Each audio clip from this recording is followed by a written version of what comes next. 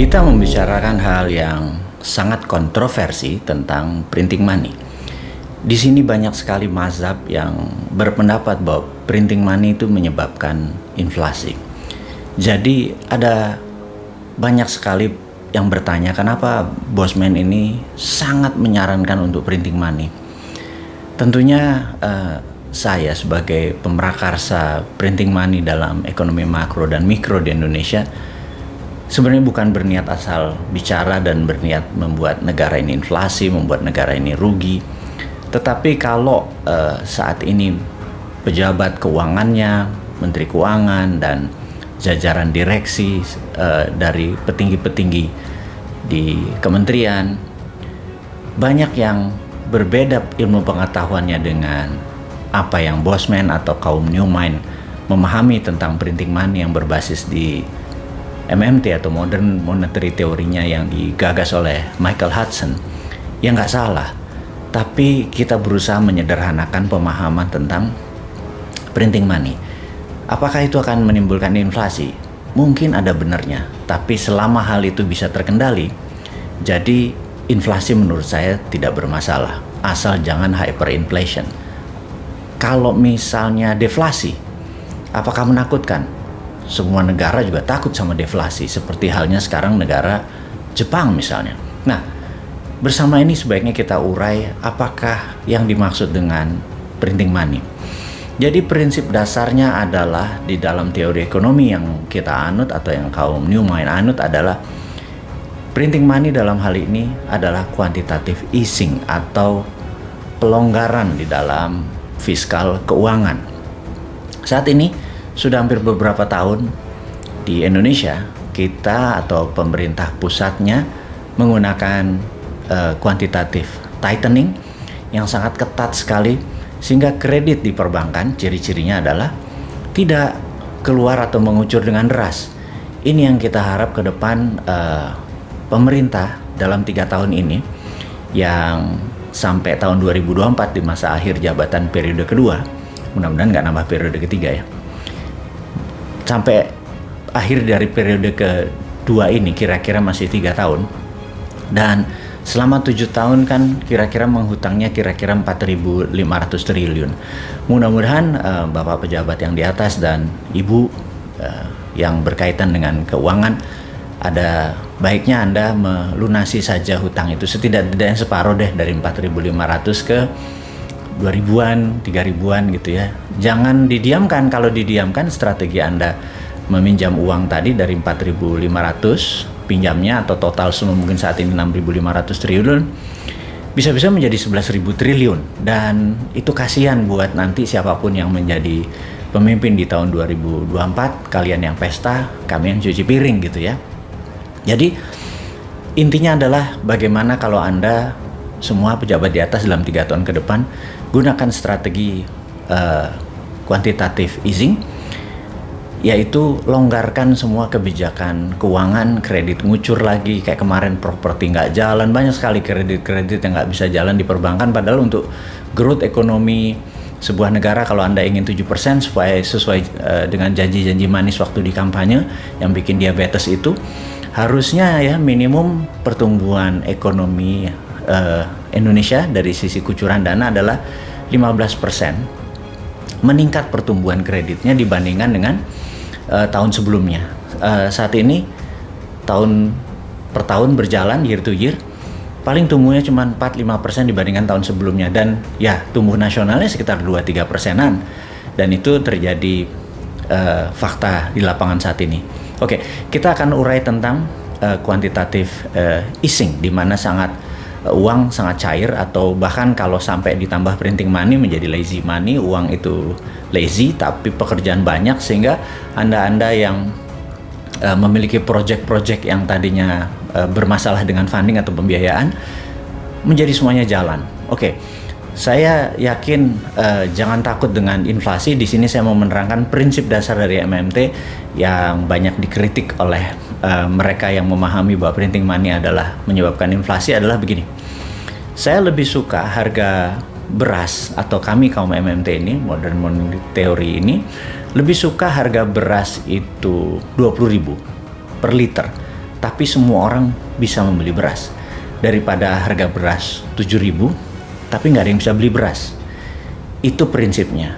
Di Jepang, harga 1 liter beras mungkin 50.000, tapi semua orang Jepang bisa beli.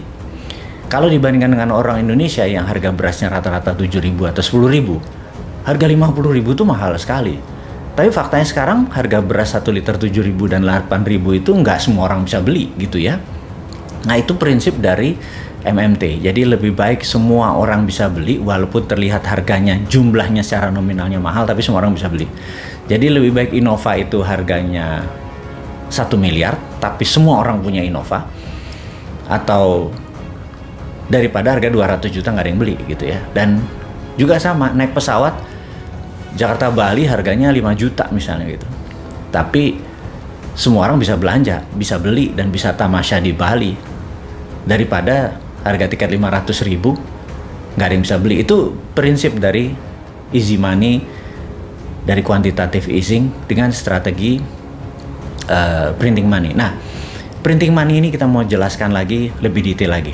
Jadi kita mengacu pada prinsip ekonomi dulu, belum contohnya bahwa negara seperti Amerika, seperti Tiongkok yang menggunakan printing money berbasis project. Kita menggunakan hal yang sederhana dulu. Jadi misalnya gini, suatu hari Pak Presiden, Pak Jokowi misalnya, dikatakan untuk membuat ekonomi Indonesia maju, saat ini Bapak menggunakan strategi infrastruktur gitu ya. Oke, dan infrastruktur itu akan menjadi efektif kalau memang jalanan itu dipakai untuk hal-hal yang produktif, bukan hanya untuk mudik lebaran gitu ya. Itu nggak salah, apa yang Anda bangun luar biasa, tapi kalau bisa value of money dari investment atau benefit-benefit lainnya bukan hanya untuk mudik lebaran aja, tapi kalau bisa ada 11 macam lagi benefit. Jadi misalnya membuat harga atau cost of distribusi menjadi turun. Kayak sekarang kan rata-rata 20% production distribution cost. Gimana caranya kalau itu bisa turun menjadi misalnya 7%, single digit, dengan adanya jaringan distribusi infrastruktur yang dibangun gitu ya. Nah, yang kedua misalnya kepikiran nih kita, bagaimana caranya agar 1 juta saudara kita punya rumah yang cukup layak gitu ya. Sehingga apa yang dilakukan oleh Menteri PUPR dalam hal ini misalnya Pak Basuki, lapor, Pak Presiden izin, kayaknya kita harus membuat 1 juta unit rumah, lahan sudah tersedia, kita perlu uang 100 triliun Pak Presiden gitu, untuk membuat rumah 1 juta unit yang sangat layak, luas rata-rata 100-150 meter persegi untuk keluarga 4 orang, ada rumah sakit di bawahnya, ada pasar, ada tempat pendidikan, dan seluruhnya adalah walkable city, bisa dijalani tanpa harus menggunakan kendaraan, semuanya terpusat di dekat residensial, dan 100 triliun itu kita siapkan. Oke, maka Anda sebagai pemimpin tertinggi Pak Presiden, katakan kepada Ibu Menteri Keuangan, wahai Ibu Menteri Keuangan, print 100 triliun diberikan ke Pak Basuki dan BUMN Perumahan untuk membangun 1 juta unit rumah dengan nilai 100 triliun. Dan pastikan nanti pada saat orang beli tidak ada bunga, tidak ada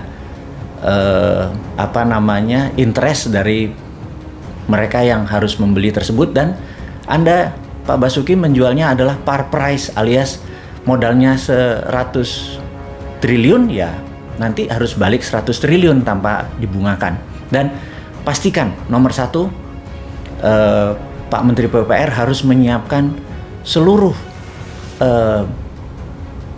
konstruksi tadi, biaya tadi adalah barang-barang lokal, kusennya lokal, semennya lokal, batanya lokal, 100% lokal, nggak boleh ada unsur impor apalagi unsur dari Tiongkok, tidak boleh.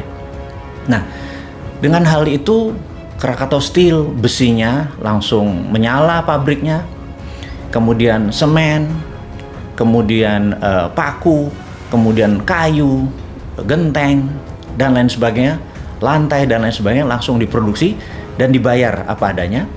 Kemudian ketika ada orang membeli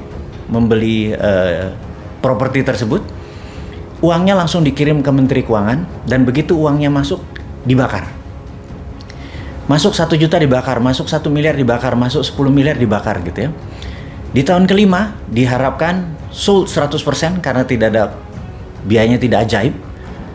Dan begitu bangunan itu berdiri, sold, terjual 100%, uang masuk ke Menteri PPR dan langsung dikirim ke Menteri Keuangan, dibakar. Selesai. Jadi uang tersebut nol, tidak ada beredar di masyarakat lagi. Kemudian masyarakat memiliki rumah, dan 100 triliun tadi underlay-nya adalah project 1 juta unit rumah. Itu adalah prinsip printing money berbasis project, seperti halnya Tiongkok bangun sejak tahun 1989 hingga saat ini sudah hampir 40 tahun. Mereka membangun gila-gilaan, apa aja dibangun. Pokoknya bukan sekedar membangun rumah, tapi kemanfaatannya 12 level benefitnya. Kayak tadi, begitu rumah dibangun, kusennya dari Indonesia 1, gentengnya dari Indonesia 2, marmer atau keramiknya dari Indonesia, landscape, gardening, listrik, kabel, semuanya buatan Indonesia. Dan itu akan terjadi multiply efek daripada uang yang 100 triliun tadi mulai digulirkan. Dan sekali lagi, begitu masuk, disiplin, kita langsung kirim ke Menteri Keuangan dan dibakar. Jadi dengan demikian kita bisa membangun dengan ribuan triliun proyek-proyek tadi yang gunanya untuk meningkatkan produktivitas, sehingga negara tidak bergantung pada FDI atau Foreign Direct Investment, tidak bergantung pada hutang negara-negara seperti IMF atau multinasional, lembaga multinasional seperti IMF. Kita nggak bergantung seperti begitu lagi. Kita bergantung pada DDI atau Domestic Direct Investment, dan DDI itu underlay-nya adalah printing money berbasis project. Jadi Bappenas siapkan project-project sampai Indonesia berdaulat di tahun 2045, Indonesia menjadi negara superpower. Prinsipnya seperti itu. Itulah printing money berbasis MMT. Kan gergetan nih kalau 3 tahun ke depan Anda udah diajarin ilmunya, sudah tahu cara menggunakannya, masih ngutang, masih terpesona dengan Foreign Direct Investment, tidak bergantung pada kekuatan anak bangsa dan printing money, nggak akan pernah bisa berdaulat negara ini. Kalau nggak bisa berdaulat, sudahlah. Kalau jujur ya, kalau 2024 juga masih begini dan masih 3 tahun lagi, 3 masa jabatan lagi, kayaknya New Mind akan ambil alih posisi demi membuat Indonesia menjadi negara berdaulat.